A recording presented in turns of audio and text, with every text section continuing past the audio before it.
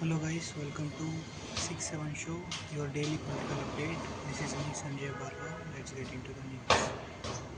Let's come to the first news, that is custodial torture is one of the darkest stains on Indian democracy.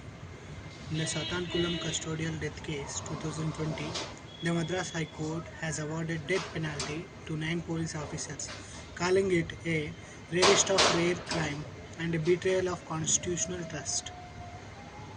In Bachan Singh vs. State of Punjab, 1980, the court introduced the rarest of rare principle, restricting capital punishment to exceptional cases. Actually, the story is that the victims P. Jayaraj, aged 58, and his son J. Benix, aged 31, are traders in Thoothukudi district, Tamil Nadu. They were arrested on June 19, 2020 for allegedly keeping their shop open beyond COVID-19 lockdown hours. They were brutally beaten inside the Sathankulam police station. Both were died due to internal injuries and trauma. This case is popularly known as Sathankulam custodial death case. The Madras High Court ruled this as a rarest of rare, stressing that custodial torture by police is a betrayal of democracy and human dignity. Why court has given death penalty to 9 police officers? The court used rarest of rare doctrine. It is applied when crimes are exceptionally brutal and shake public conscience. Police are guardians of law. When they kill in custody, it destroys public faith. Court emphasizes that harsh punishment is needed to prevent future custodial violence. Let me explain you what are the laws against custodial violence present in India. IPC section number 302 murder, IPC section number 330 causing hurt, IPC section number 331 grievous hurt to extort confession. CRPC Code of Criminal Procedure mandates judicial inquiries into custodial deaths. Indian Evidence Act section 114B, which says that it presumes police responsibility in custodial deaths unless proven otherwise. Human Right Protections. Article 21 of the Constitution says that right to life and personal liberty.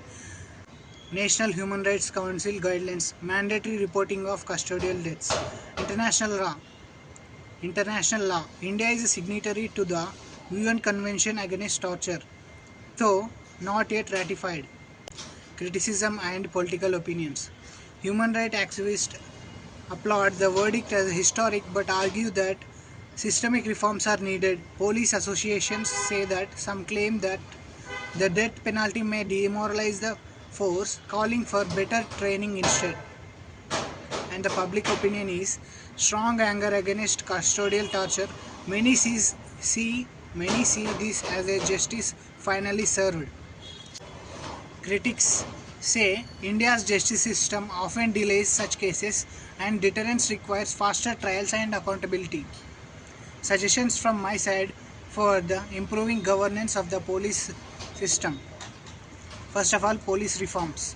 Mandatory CCTV in all police stations, strict monitoring of custodial practices. In the Prakash Singh case 2006, Supreme Court ruled that states to implement the reforms which are state security commissions, that is to insulate police from political interference, fixed tenure for DGPs and officers, prevent arbitrary transfer, police establishment boards, fair postings and promotions, separation of investigation and law and order wings, ensures professional handling of cases. Police complaint authorities, independent bodies to investigate misconduct and custodial violence. And second one is independent oversight, strength National Human Rights Commission and State Human Rights Commission with real powers. Training and sensitization. Police must be trained in human rights and non-violent interrogation. Fast-track courts. Special courts for custodial violence cases. Ratify UN Convention Against Torture to align India with global human rights standards. The Sathankulam custodial death case verdict is a landmark, but punishment alone cannot end custodial torture. India must finally implement the Prakash Singh reforms, strengthen accountability and build a police system that protects citizens instead of betraying them. Let's get into the next news of the day. Parliament has passed a historic reform bill, that is the Jan Vishwas Bill 2.0 2026. Imagine being jailed for a small paperwork error. This bill is one of the biggest legal reforms in India's current recent history. It decriminalizes over 700 minor offences across 79 central acts, replaces jail terms with civil penalties, and rationalizes more than 1,000 outdated provisions. This bill is crucial for India's journey towards Viksit Bharat by 2047 because it builds a trust-based governance model, reduces compliance burden, and makes doing business simpler and faster. And why it matters for India? It improves ease of doing business by, that is, entrepreneurs and MSMEs no longer fear imprisonment for small mistakes. It enhances trust-based governance. It shifts the government's role from punisher to facilitator. It acts as an investment magnet. A friendlier regulatory environment attracts global investors. It improves ease of living. Citizens benefit from simplified rules, faster resolution, and digital-first compliance. How it helps build Viksit Bharat by 2047. Boost MSMEs and startups. Small businesses get breathing space to grow without harassment. Encourages innovation. Entrepreneurs can experiment without fear of criminalization. Global competitiveness. Aligns India's regulatory environment with international standards. Job creation. Easier business operations lead to more enterprises and employment. Trust economy. Citizens see government as a partner, not a threat. For the first time, mistakes will now get warnings, not punishments. With digital-first compliance, India is moving towards a modern, trust-based economy. This is not just ease of doing business, it is ease of living. And this is how India takes one more step towards becoming Viksit Bharat by 2047. Let's get into the next news. That is, Nitish Kumar is going to take oath as Rajya Sabha member tomorrow, and he may resign from CM post on April 14.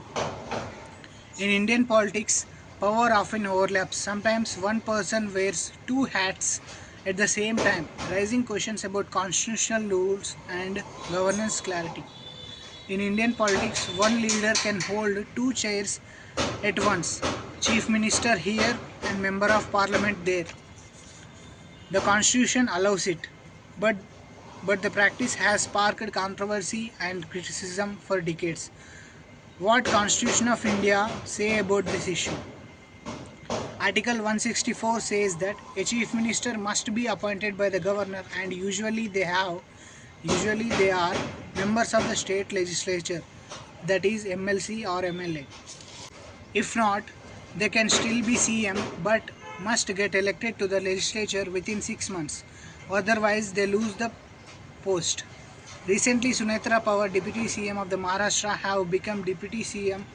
Aftermath of the Ajit Pawar death, is now going to contest bipolar elections on the Baramati Constituent Assembly on April 23, 2026 in Maharashtra. You have got a doubt that how can one person can be CM while being an MP, that is Lok Sabha or Rajya Sabha member of the Indian Parliament. The Constitution does not bar an MP from being appointed CM. Example, first UP CM Yogi Adityanath in 2017 was a Lok Sabha MP. When he was appointed as a CM of Uttar Pradesh, he resigned his MP seat later. And the second example, Giridhar Gamang in 1999, who is the Chief Minister of Odisha, continued as a Lok Sabha MP while being a Chief Minister of Odisha. Critics said he was CM in Bhubaneswar but voting in Delhi, creating confusion about his priorities. Now, the case of Nitish Kumar, who is the CM of the Bihar. His Rajya Sabha oath while being CM raises questions. Critics call it constitutional jugglery and argue it shows how leaders treat positions as a personal property, not public responsibility. Technically, a person can be elected to both parliament and state legislatures, but under the Representation of People Act 1951, it says that they must resign from one within a set period. If they don't, their seat in our one house automatically becomes vacant. Let me explain you why this overlap happens.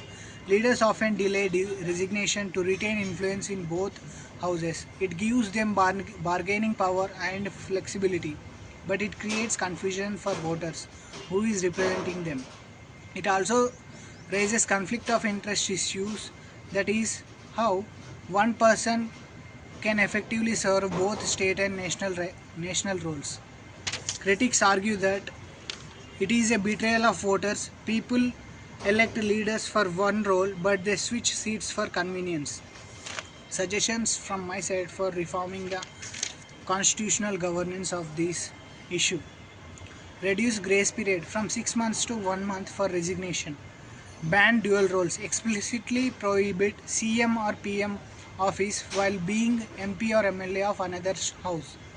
Automatic by-elections. Ensure quick replacement so voters are not left underrepresented. Mandatory declaration. Candidates must state clearly which seat they will retain before contesting multiple seats. India's constitution gave flexibility to leaders, but politics has turned it into a loophole. If democracy is about clear accountability, then it's time to end this double seat drama and make governance sharper, cleaner, and truly representative. Leaving you on that note, thank you for watching.